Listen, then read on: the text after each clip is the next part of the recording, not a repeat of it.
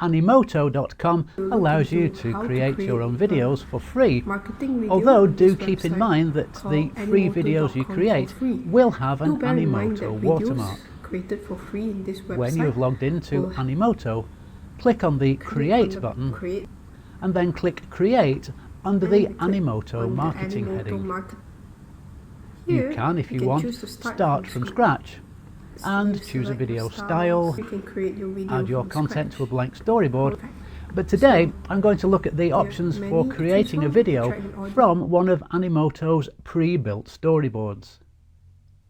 You have several categories to choose from. Let's have a look at this one called Bite-Sized Product Intro. Click on Choose Storyboard. Now you can upload your own images or drag and drop the image and the video files that you want to use in your video project. Then, once you've uploaded them, you can drag these image and video files onto the story blocks and build up your storyboard. If you need to, you can add additional blocks for photos. We can add a photo or text. But this would be a video block. Or a video block. Or you can add a collage or your company logo. Our own company logos. And there we have a rough cut of our marketing video. The next Animoto video will show you how to edit your marketing video. Here we have our previous video explained how to create your Animoto marketing video. This video now explores the options you have for editing your video. To get started, click on the first story block and this will bring up 4 options. How many seconds the story block will run for, the option to record and add a voiceover to your story block, you can edit the title and the subtitle which appears on the story block,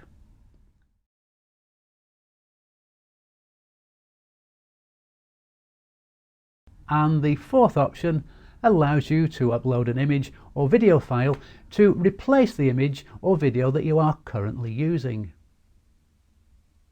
This button down here allows you to duplicate the story block, and this button allows you to delete it.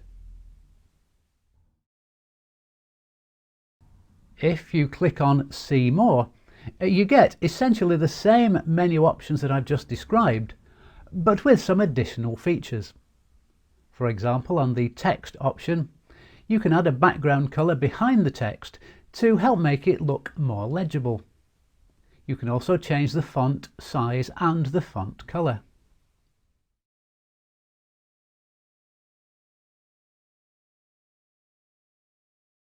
The Image button gives you some additional editing options like scale, rotate and crop.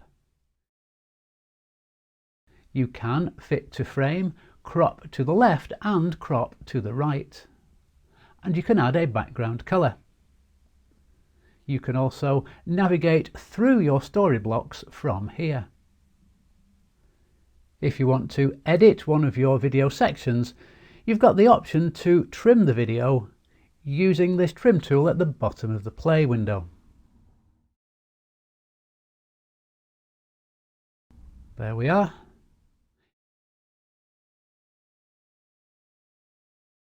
You also have the option to scale, rotate or crop your video file. Now we'll have a look at the editing tools which are in this menu on the left hand side of the screen. We've just been through the media options, so let's look now at the style options. This tool allows you to control how the text appears on your video. You have several styles to choose from.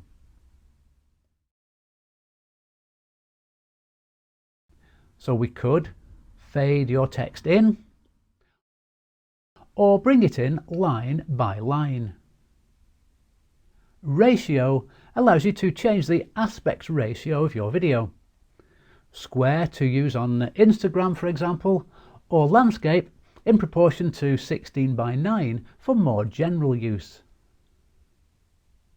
Design allows you to change text and background colours, and this will apply the changes to all the blocks in your storyboard. You can also change the fonts under the Design menu as well. You have the option to apply different filters to all the story blocks on your storyboard. For example, black and white, or this cool filter. Finally, we have a music option. The preset Animoto storyboard that we chose does come with its own music, but you have the option to change this using the music edit options. If you click on Change Song, you get several other songs that you can use, and you can also adjust the song volume. You can add additional story blocks if you need them. If you press this button top right, you can view a low resolution preview of the video that you have just created.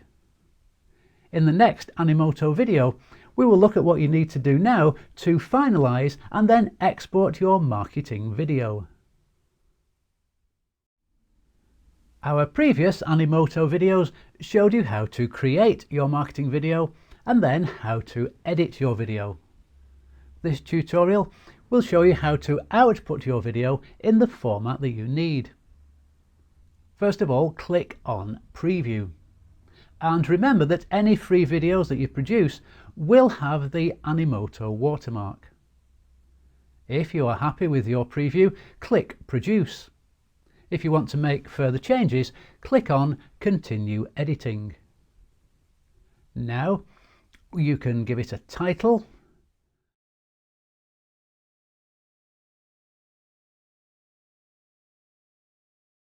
set the date that you produced it, enter your name or the producer's name, and add an optional description. Don't worry about setting the video quality because you can do this later. And then click Finish. Now you have 4 options to choose from. You can share your video via Facebook, Twitter or YouTube, or various other platforms. You can copy and paste a link to your video with the option to hide the Animoto branding. Or you can use the embed code to embed your video in a web page. And you have the option to set the video to auto start or loop if you want to. You have some advanced options, and this is where you can set the size of your video, the quality, adjust the volume, and set up a call to action button. Under Download, you have the option to download your video in 4 different resolutions from 1080 down to 360p.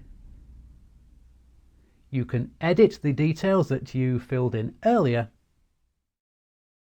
And finally, under Settings, you can set the default playback settings, privacy options, and set up a call to action button for your video and the URL that that button will direct people to, whether that's your website or perhaps a landing page that you've set up.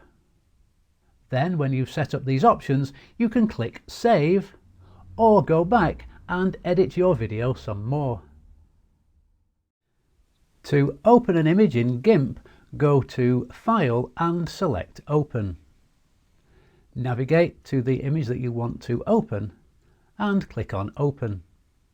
If you want to remove the image from your workspace, just click on the cross up here next to the image thumbnail and close the image.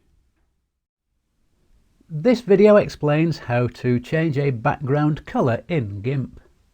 First of all, open an image. Then go across to the toolbox and select the Bucket Fill tool. Click on the color panel here to select the color that you want to use. Choose your color and click OK.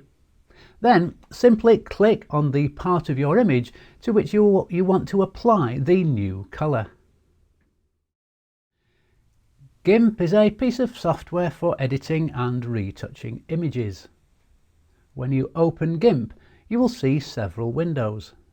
We have a toolbox on the left-hand side with multiple tools for image editing.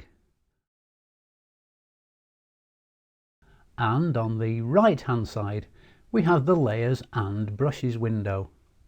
If you accidentally close either of these windows, don't worry, because you just need to go to the Windows menu, select Recently Closed Docs, and open the window again.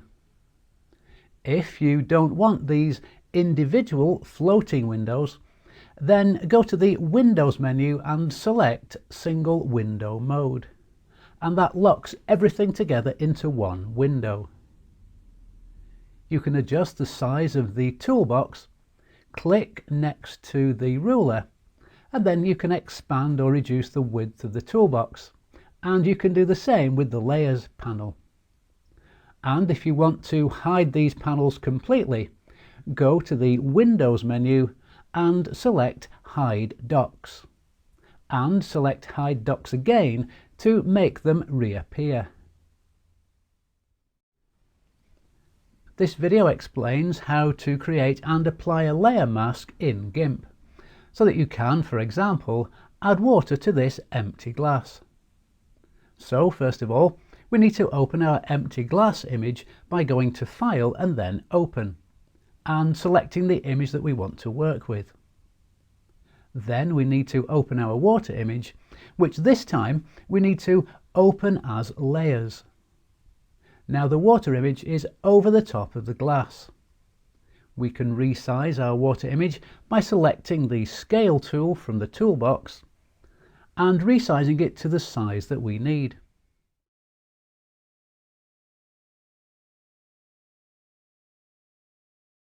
Then we can reposition it over the glass.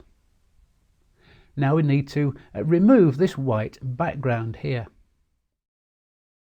So select the Fuzzy Select tool and click on the white background that we want to remove. Hit Delete on your keyboard, and now we can see the glass on the layer below. Click Ctrl-Shift-A to select None, and then we can reposition the water to where we need it. Now we can use the Erase tool to clean up the edges. We'll select 100% opacity and select this circular brush. We can increase the size slightly, maybe a bit bigger.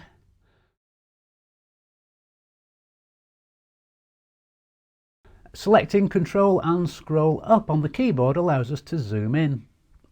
And now we can roughly start to clean up the edge of the water. It doesn't need to be perfect at this stage, because we can tidy this up later.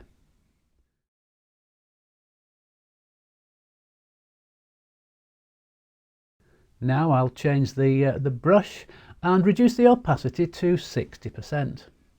And now I'll start working around the edge of the glass.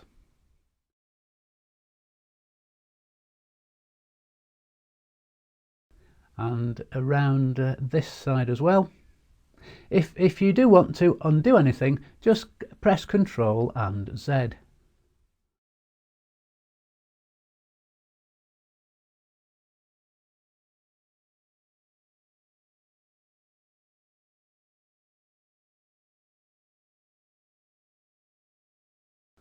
I'll try a different brush. You'd probably want to make take a bit more care and time than I'm doing in this demonstration, but you do get the idea.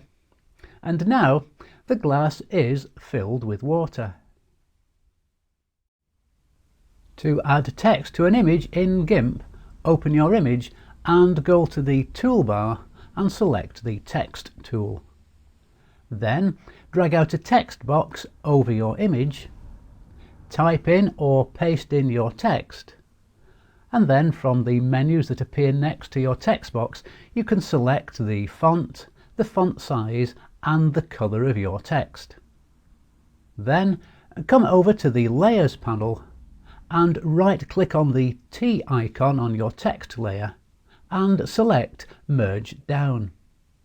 Now your text and image are merged onto one layer. To set up your Google My Business page, go to google.com/business and you will be directed to this website. Click on Start Now and you will then be directed to a new page where you will see this form. Fill in your details and then click Continue. For this tutorial I have used a completely fictitious address, which you can see here. When you have submitted your information, you will see this page, which is asking you, how would you like to receive your verification code? And this is really a security measure which allows Google to verify that you are in fact a real business with a real address. If you click on Mail, you will receive through your letterbox a postcard on which is printed your verification code. And this method of verification usually takes 1 or 2 weeks. Whilst you are waiting for your verification code to arrive, you can fill in your business details. So your phone number, hours of work, website, even upload some images.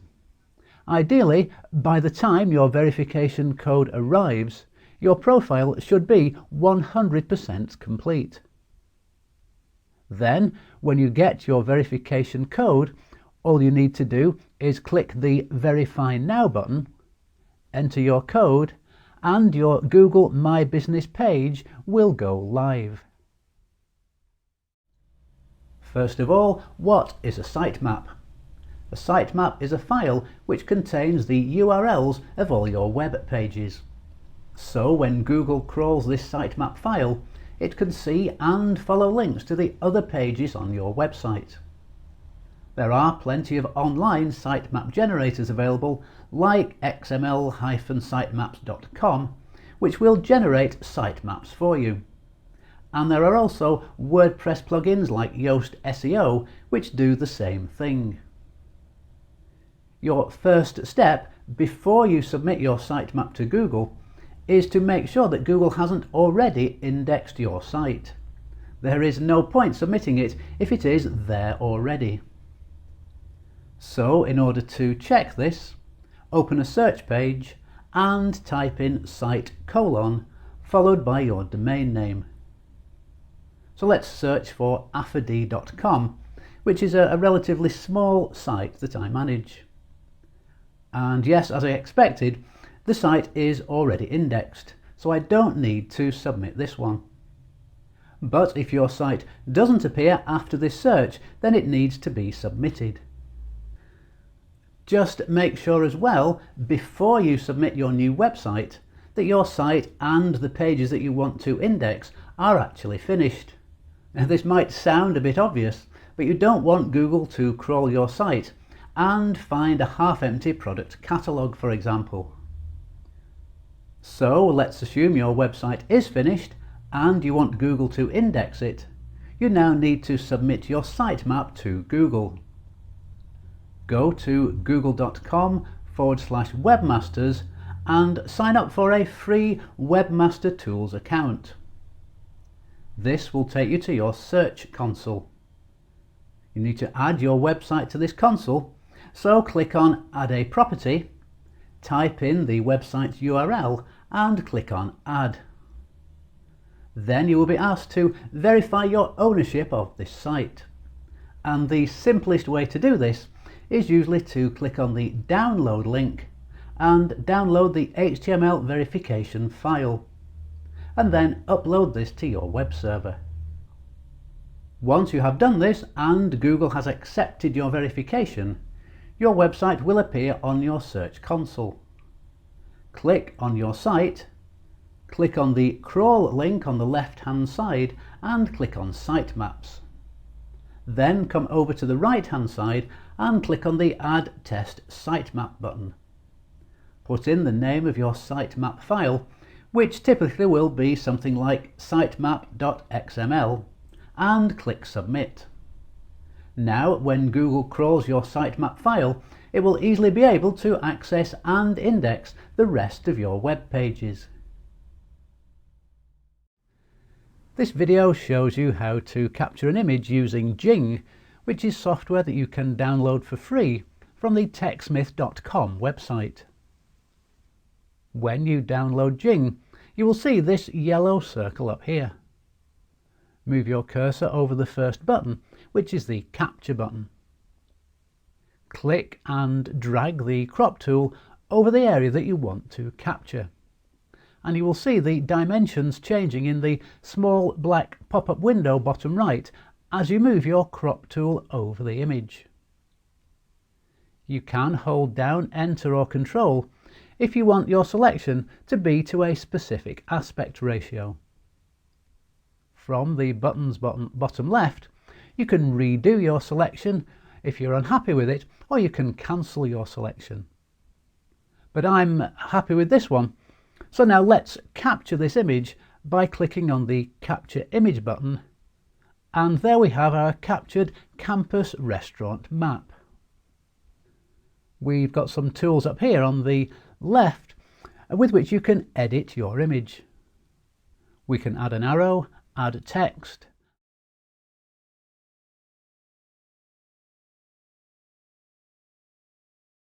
add a frame, or highlight specific parts of the image.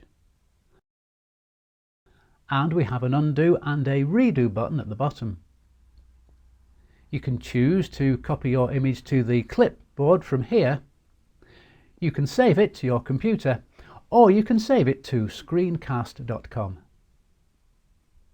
You can view your image on Screencast, and you can share it from Screencast so that it isn't taking up hard drive space on your computer. If you click on Share, you will see the URL of your image, which you can share online, and the embed code, which you can use to embed your image into a web page. This short video shows you how to capture a video using a free piece of software called Jing, which allows you to capture images and record videos up to 5 minutes long. When you download Jing, you will see this yellow circle up here. Move your cursor over the first button, which is the capture button. I'll just turn this PowerPoint presentation onto slideshow. If you click on the capture button, you'll get a crop tool appearing on the screen, and you can click and drag this to the size that you want to record your video, and you will see the dimensions changing in the little black pop-up box bottom right as you move the crop tool. If you hold down Enter or Control as you drag, this will give you a fixed aspect ratio. You have some more buttons down here on the left, so for example you can redo or cancel your selection. When you click the Capture Video button, you get a 3-second countdown, and then Jing will start to record. You can add a voiceover to your recording, or if you want to turn the mic off, just press the Mute button here. Whilst Jing is recording, you will see the dotted line scrolling down each side of the area that you selected. You have a pause button here to pause the recording, and when you want to stop the recording, press the Finish button down here. And here is the completed video. There is a Save button here, bottom left of the screen, or you can share your video via screencast.com. You can view your video on Screencast, but you will need Adobe Flash Player to view your video, which unfortunately at the moment I don't have installed. If you click on Share, you will see the URL of your video and the embed code, which you can use to embed your video into a web page. Jotform.com is a free website which allows you to build your own online forms using free templates and simple drag and drop tools. First of all, you need to sign up for an account, then log in,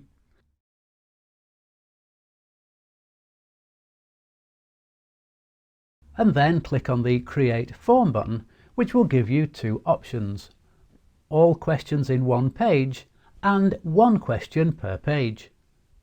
So for this example, let's have a look at all questions in one page. Click on Create a Form, and then you can create a new blank form, create a form using one of JotForm's templates, or you can request that JotForm build a form for you. Let's choose Use Template, click Select Template, and choose the type of form that you want to create. We'll choose Simple Event Registration, click Continue, and there you have your ready-made form. To set up JotForm email notifications, you need to navigate to the Settings page in the navigation bar at the top of the page. On the left-hand side of the page, click on Emails. Then you will see a large plus sign at the top of the page, so click on here. And then click on Email Notification. Now you have three tabs up here: Email, Recipients and Advanced. In the Email section, you can customize your email subject, your email content, that is the information that you want to gather from people who complete your form.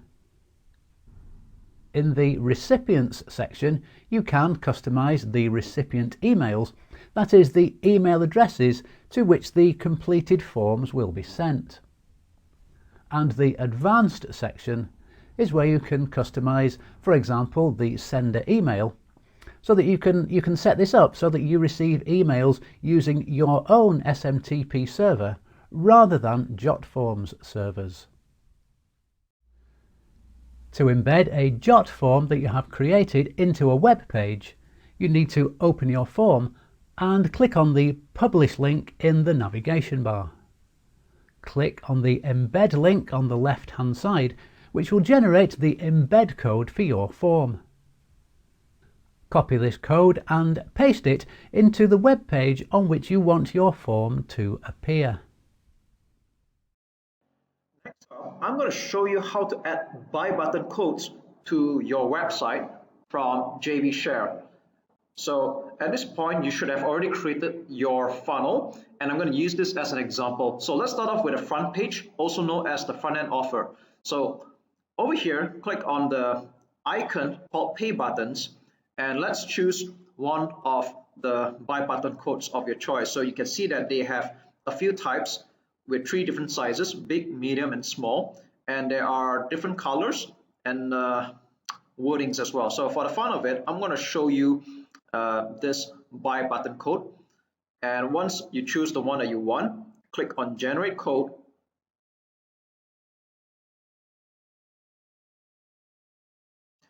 and you may copy this code once it's generated, and we're going to go to the test website and key it in.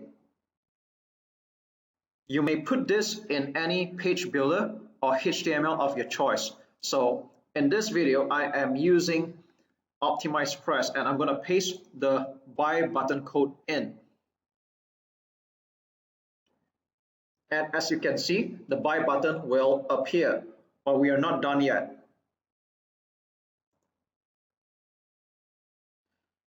The other requirement is that you must insert the legal text code before you can validate this.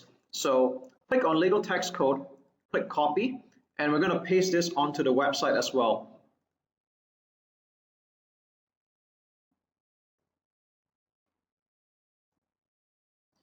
So there you go. Of course, this is just a test website. You will want to put this on a proper sales page. So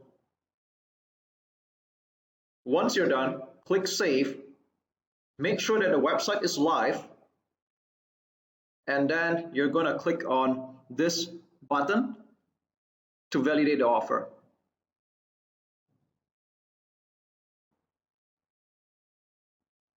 And the validation is a success. So we're going to do the same for the next upsell, and if you have more, it's all the same thing. So let's repeat the process by going to OTO1. Let's get a buy button code here, and we'll generate our own one. So I'm going to take back the same design. Click generate code. Let's copy this. And we're going to do the same thing.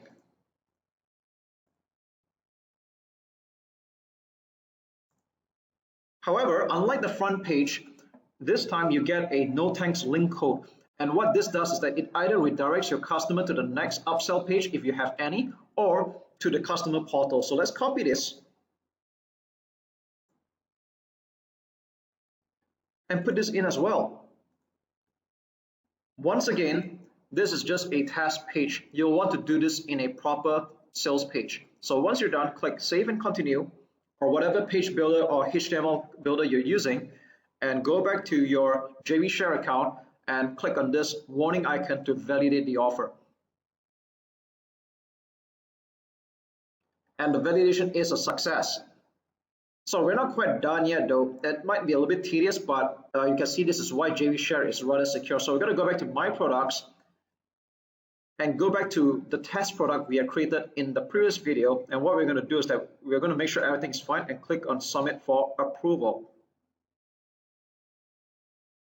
And there it is. The product is approved. So next up, one last step, we're going to go back to funnels. Yes, I know this might sound a bit tedious, I'm going back and forth, but that's how this particular site works. So you can see that on this part, actions, click activate funnel. And once again, the validation is a success. If you get everything right, everything should be validated successfully, and your funnel and products are ready to sell. Here's how to add a new product in your JV Share account. So get started. Go to vendor dashboard and select new product. It's at the top right. So this is a straightforward wizard following steps 1 through 5, and we're starting at step 1, offer. We're going to give a product name. So for the sake of example, I'm just going to call it test product. And you may give it a simple description which will appear in both the marketplace and also in the checkout page. So I'm going to just leave this alone and click save. Next, select the category of your product. And you may add any tags here whatsoever, which will help potential customers and affiliates to search for your product easier. So click save.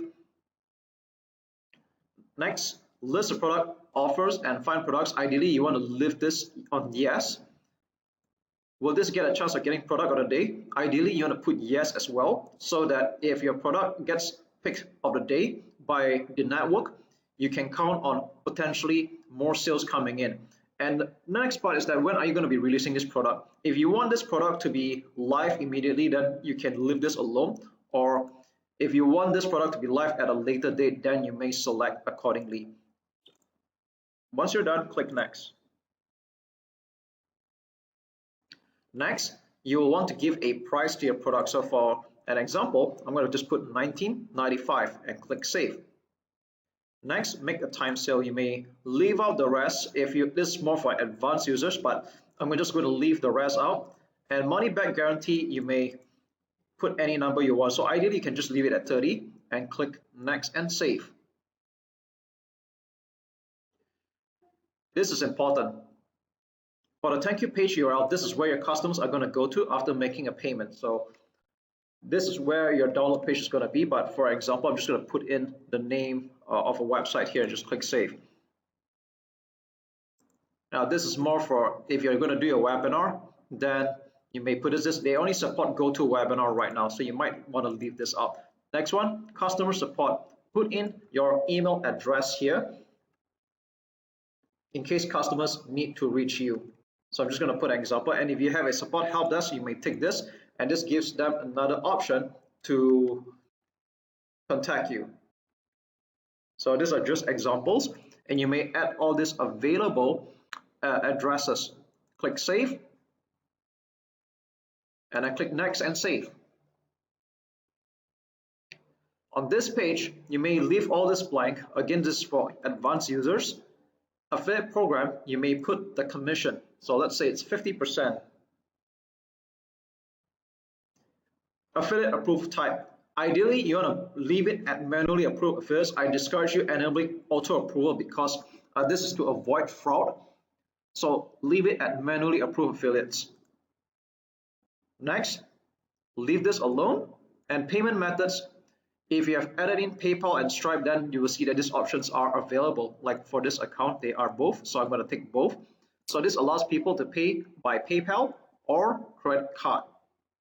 And once you're done, you see that your product has been created, and this is the link you're going to give to your affiliates if they want to promote this product. In this video, I'm going to show you how to create a new funnel through JV Share. Before you watch this video, make sure that you have created all the products you need that's going to be included in this funnel. So once you're done, the next thing you do is go to Vendors, Funnels, and you arrive at a page like this. So if it's a new account, you're not going to see anything here. So click on New Funnel at the top right. So you're going to give it a name. In this case, I'm just going to give it a test name called Test Funnel. And front page link is going to be the sales page that people see initially. So I'm just going to put a test website. Okay, obviously this is going to be supposed to be your website. And after that, you click on one-click upsell. And this is great because if you have a Stripe or any credit card payment processor you're accepting through JV Share, this will work beautifully, allowing your customers to just one-click purchase any of your upsells after this. So you want to have this on if possible. Then click Create Funnel.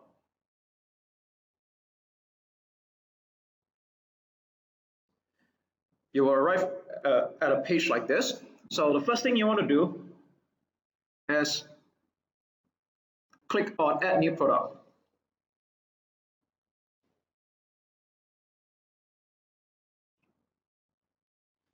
So you will add the available product. So in another video, I had created a test product. So I'm just going to put this in and click Save. Okay, so you have one product in the funnel. If you're going to add another upsell, click Create New Page, and let's give it a name. Let's say OTO1, which stands for one-time offer. And I'm just going to put in another test website for this potential offer. I'm just going to call it this and click Save. And over here, you may add another product of your choice. So since this account has some other products already, I'm just going to put in another random one. Okay, so if you're going to have another one-time offer, then you may add another one accordingly. So click Save. And for the sake of example, I'm going to show you how to link them together. So once you're done, on front page, click on the plus icon, and there's this thing called Upsell page. You may select OTO1, click Save.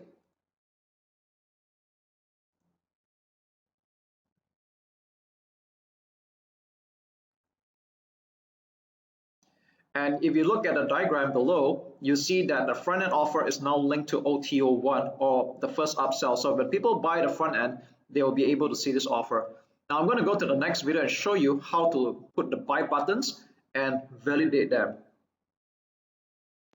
this video, I'm going to show you how to create your own buy button in your PayPal account. So to get started, log into your PayPal account, be sure to select Tools and go to All Tools, and you will see this page. Scroll down to PayPal Buy Buttons. Okay, on this page, click on Create New Button.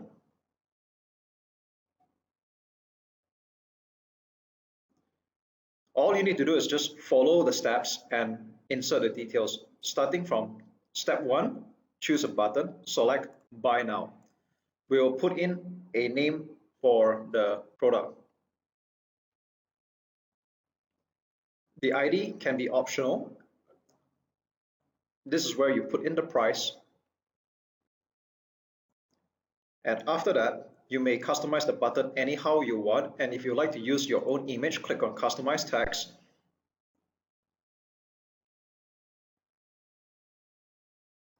Select Use Your Own Button Image. and put in the address. Alternatively, you may leave this alone. Next step is to go to step 2, and it is advisable to leave this available, save button at PayPal. And finally, to step 3, this is where you customize your checkout page. You may allow your customer to change quantities if this is a physical product, and if this is a digital product, you can leave this as no. You may allow your customer to add special instructions. It is up to you. Alternatively, if you don't want this, you can select no. Do you need your customer's postal address? This is optional, yes or no, depending on your choice. The next part is take customers to this URL when they cancel their checkout. Now, you may leave this alone, or if you have a page, you may take this and put in an address. However, this is the most important part. Take customers to this URL when they finish checkout. This is most probably going to be your download page or thank you page. So just for the fun of it, I'll add in a random address, but of course, this should be your proper website download page or thank you page. You may leave this alone and then click on create button.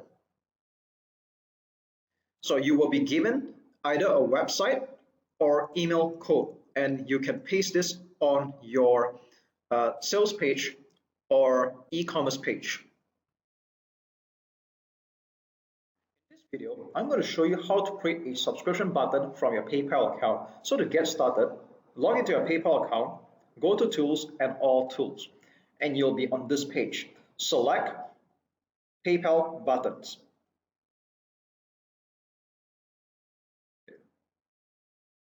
Correction, select recurring payments. And then on this side, select create a subscription button.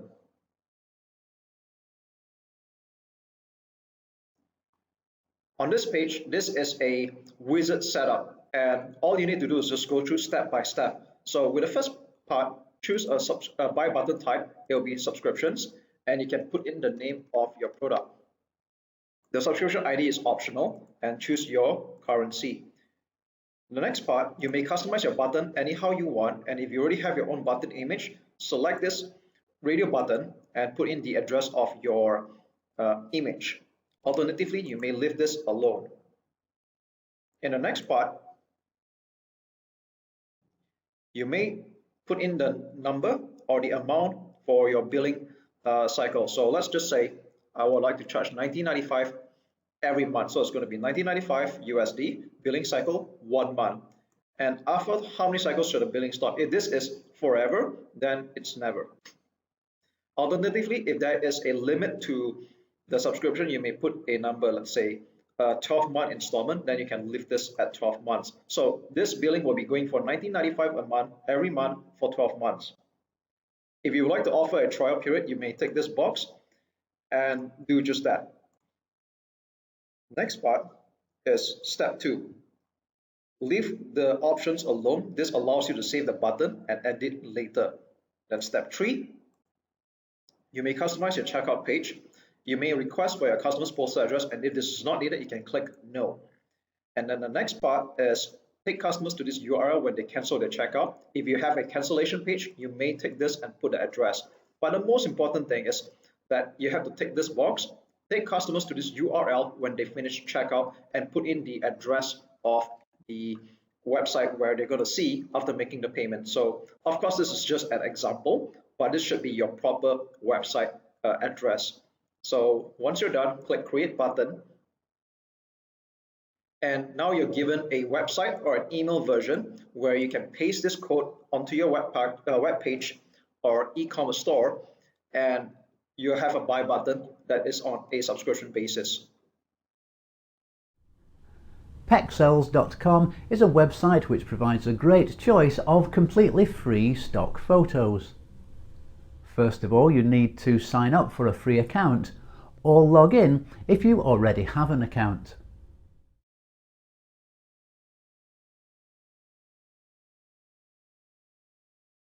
This takes you to your profile page. And from here, just go up to the Browse link at the top of the page. This will give you several options, which are Discover Photos, popular photos, popular searches, leaderboard, photo challenge, and photos by colour, which is a really interesting one to use. So if we search for popular photos, you can see thumbnails of the images which are currently Pexel's most popular images. To download one of these, just click on it, click the free download button, choose the size of image that you want to download, and then click download. And you can see the image is starting to download here. Pexel's videos provides you with completely free stock videos. If you scroll down the page, you will see popular videos. You have a list of popular searches down here. For example, cars, time-lapse and leaves. And you can also click on the scroll arrow here to reveal more categories. If you have a specific subject in mind, type this into the search tab. So we'll enter cooking videos, press return, and you'll see your search results down here. Now if you want to download one of these videos, just click on it, then click the free download button, and you can see the video is starting to download here. To export an image from PixLR, go to the File menu and select Save, or Ctrl and S on your keyboard.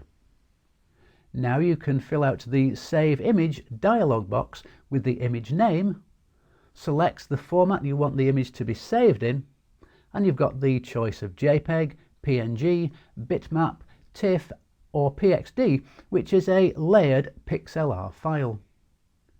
JPEG is a common format, but if you want to preserve a transparent background rather than the white background that you see now, then choose PNG at full quality. Click OK and your image is saved. First of all, go to pixlr.com, that is pixlr.com, then navigate down to the PixLR editor and click on Launch Web App. And you will see this interface from where you can create a new image, open image from computer, open image from URL, and open image from library. So for the purpose of this tutorial, let's select Create a New Image. We can leave the default presets as they are and click OK. We then see this workspace, where by default the background is white. If you want to create a vector illustration with a transparent background, you need to delete this white layer by first unlocking it. You can create a new layer by clicking the new layer icon down here. Then you can delete the original layer by clicking on it to select it, and then clicking the delete icon. And now we have a layer with a transparent background. To begin with, we'll just create a simple square by selecting the marquee tool and dragging it to create the shape that we want. If you hold down the Shift key whilst dragging the marquee tool, this will create a square. Now we can select the gradient or the paint bucket tool to fill the square. To set your colour, come down to the colour box here, which will be black by default. Click on it to open the colour selector. Select the colour that you want and click OK. Now, if we click inside the selection, the square will be filled with the colour that we have just selected. You can move the square around if you click on the Move tool up here. Now you can add more layers to build up your vector image, and perhaps use some of the other tools as well, like the pencil tool, if you want to get a bit more creative. To add layers to a PixLR document, come across to the Layers panel over here and click on the New Layer icon at the bottom of the panel. And now you can see a new layer on top of the red square. Now we can create something on this layer. And then I can fill this in with, say, orange. So now we've got a red square on layer 1 and an orange square on layer 2. And you can build up your image by adding additional layers. To hide a layer, click on the tick and click it again to make it reappear. You can create as many layers as you want by clicking the new layer icon down here, and you can delete unwanted layers by clicking on the layer and then clicking the delete icon at the bottom of the layers panel. In this tutorial, I'll show you how to add a YouTube video to your SlideShare presentation. On your profile page, click on your profile icon and go down to My Uploads. Next, click on Edit, and this opens a page with 3 tabs: Edit Details, Privacy Settings, and Add YouTube Video. Click on the Add YouTube Video tab, and then type in the URL of the YouTube video that you want to use. Select where you want the video to appear: before slide 1, after slide 1, after slide 2, or wherever. You can add additional videos by clicking on the Add Another Video button over here, and then fill in the details. When you are finished, just click on Insert and Publish All down here, and your YouTube videos will be added to your SlideShare presentation. This tutorial will explain how to access and interpret your SlideShare analytics. To access your analytics, click on the menu over here and go down to Analytics. And now you can see that your analytics information is available under 6 main tabs. Summary really gives you an overview of your content's performance, and you can analyze the performance of all your uploads or choose a specific upload from here. You can also view performance over the last week, month, 3 months, 6 months, or over the past year. So this could be useful, for example, if you wanted to see how performance was affected by any advertising campaigns that you were running. You can see views per day, and you can also download your performance statistics in CSV or image format. Further down, you can identify your top performing content, which countries are attracting the most views. You can see the main traffic sources, and you can see an overview of the main SlideShare actions covering favorites, comments, downloads, and email shares. Under the Views tab, you can see the number of views, either total views or views for each upload. And again, you can view this by week, month, 3 months, 6 months, and by year. You also have the option to track sources and to see where geographically your views are coming from. Under Actions, you can see how many likes, comments, downloads, and email shares you have got, again by upload or across all your uploads. The Viewers tab shows the recent viewers of your SlideShare files. Export allows you to export your analytics as a CSV file, perhaps so that you can study the data in more detail or share it offline. And you have the option to set a date range for the data that you want to download. And finally, Social Shares tracks total shares of your uploads on LinkedIn and Facebook. So that's a quick overview of SlideShare's built-in analytics. This tutorial explains how to share your slides using SlideShare. You need to create a SlideShare account, which will be linked up to your LinkedIn account. Then go to slideshare.net, click on the profile icon and choose My Uploads. Click on the presentation that you want to share. Then navigate down to the Share button down here. Click this and you will then see the links that you need in order to share your presentation. So you can see the embed code, the WordPress shortcode, and the URL of your SlideShare presentation. Before you share your presentation, make sure that your presentation's privacy settings are set to public and not private. And to access your privacy settings, just click on the Privacy Settings button down here. This tutorial shows you how to use Visual Web Optimizer to set up split test campaigns. You need to set up a VWO free account, and then when you log in, you will see your dashboard. Go to the menu on the left-hand side, go down to Test, and then click on AB. And then you need to create your split test. Click on Create. Then, first of all, you need to define your hypothesis. So what exactly is it that you are trying to test? In this example, we are testing whether a good headline attracts more traffic. Then you enter your website's URL, click on Next.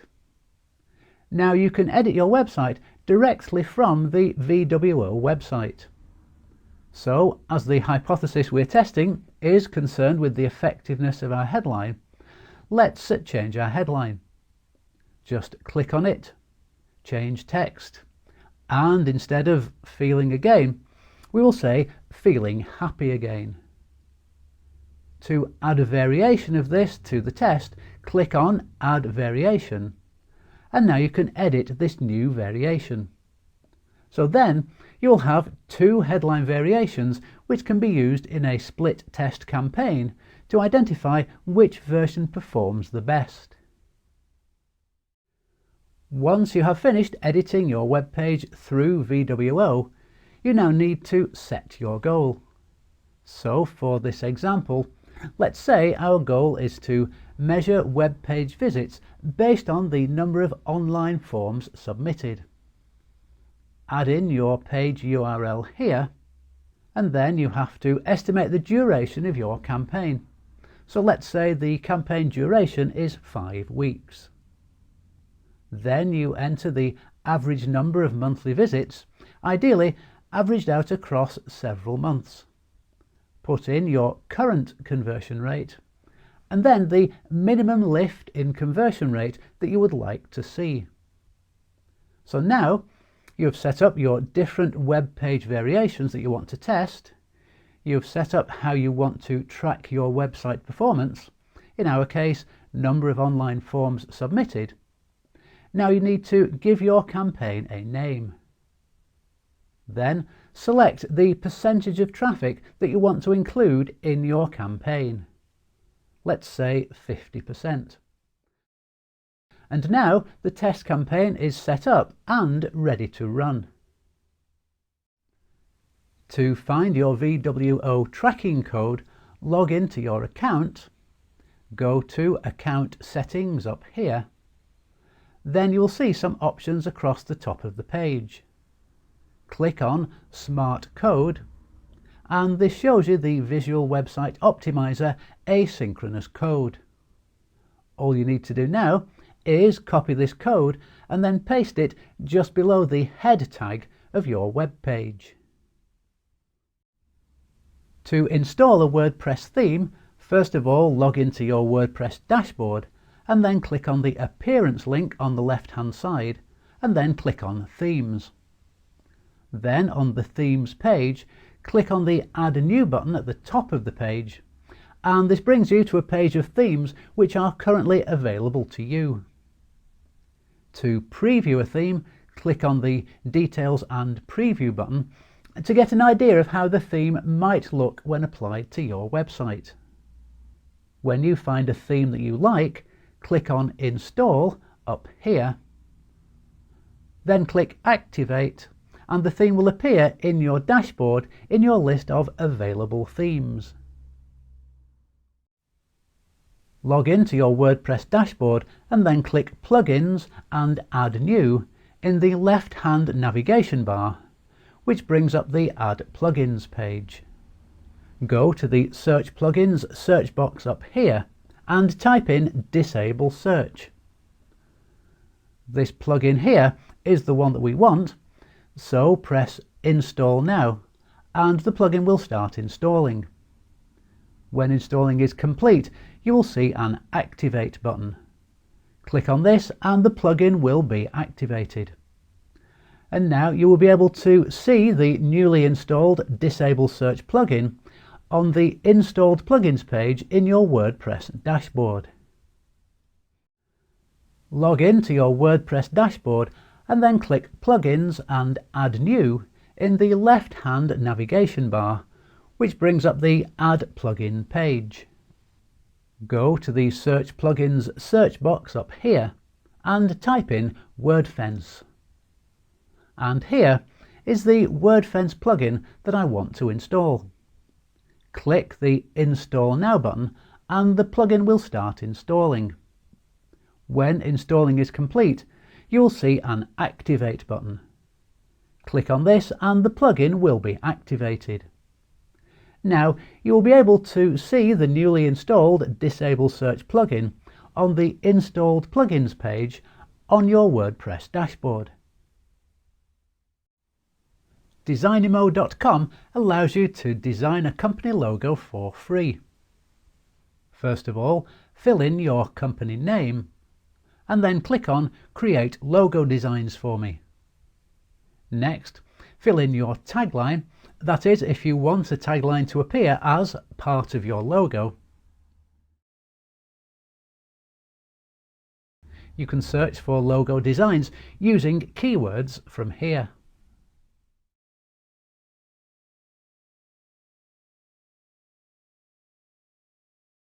You also have the option to search by business category.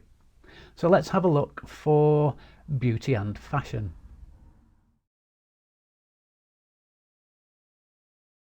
If you want a specific letter to be a key part of your logo design, you can click on the alphabet list up here to generate more ideas.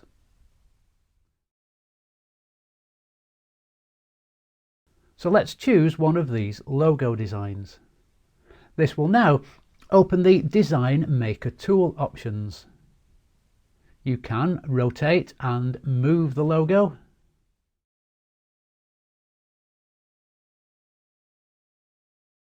You can edit and move the text.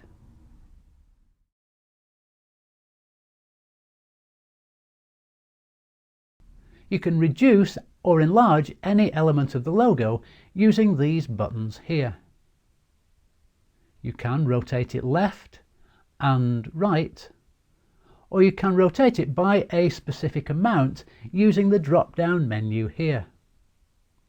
You can flip an element horizontally and vertically, and you can nudge an element up or down using these two buttons here.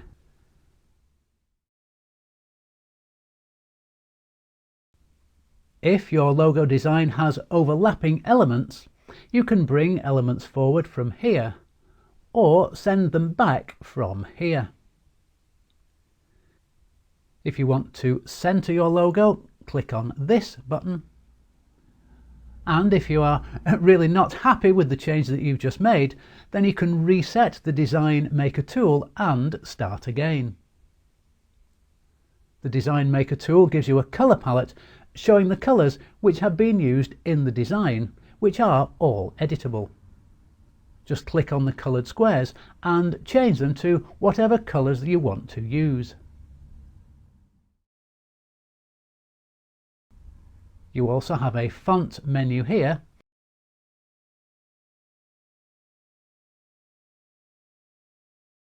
and a size menu over here. You can also add additional text boxes and delete elements from the design. You can change the text color,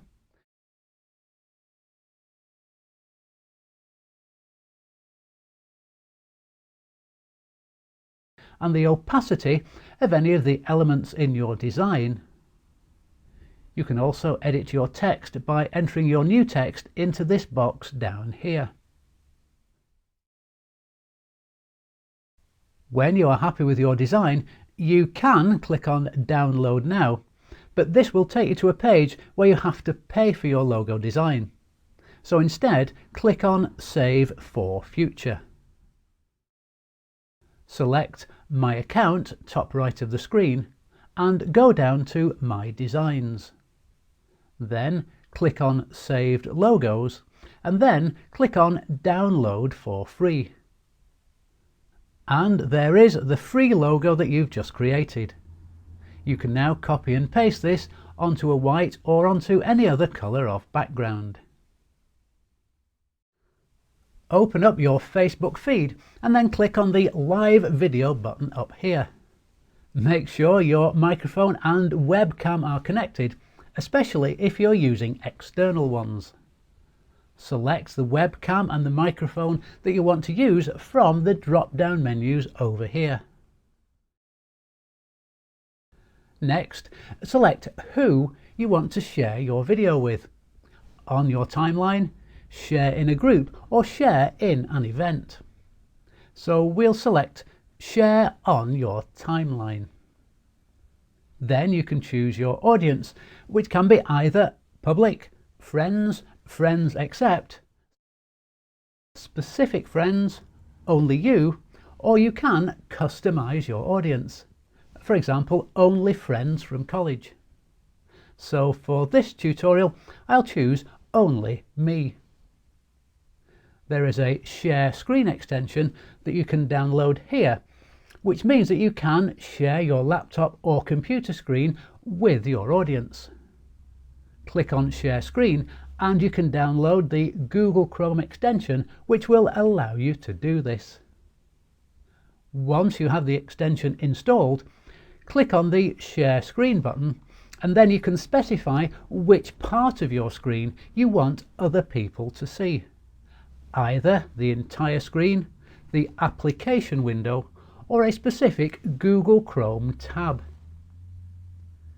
Now you can give your video a title, and if you are in a video game, add the name of the video game as well. And then click Go Live.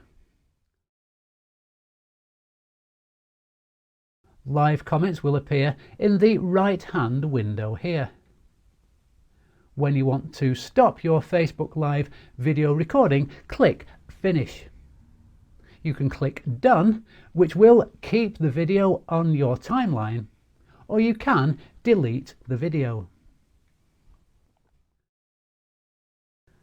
The other option that you have is to stream your Facebook video if you're using streaming software like OBS or XSplit. This time, when you have clicked on Live Video, choose the Connect button and then fill in the server URL and your stream key. And then, like before, choose where you want to share your video, your audience, add a title. You can also tag people in your live video post, add an emoji, and you can add a location. You can also schedule your live stream using the button down here. This video shows you how to create your own QR code using QR Code Monkey. First of all, go to www.qrcode-monkey.com and you will see this page. The first thing to do is enter your URL. Then you can set the color of your QR code, which can either be a single color, a color gradient, or a custom eye color. Then you can select a logo image. You have a library of images to choose from, like Facebook or YouTube, or you can upload your own image. Then we come down to the custom design options, where you can customize the body shape, iframe shape and eyeball shape. So we'll select these three options. And then finally, you just need to select the size of your QR code, whether you want it low quality or high quality.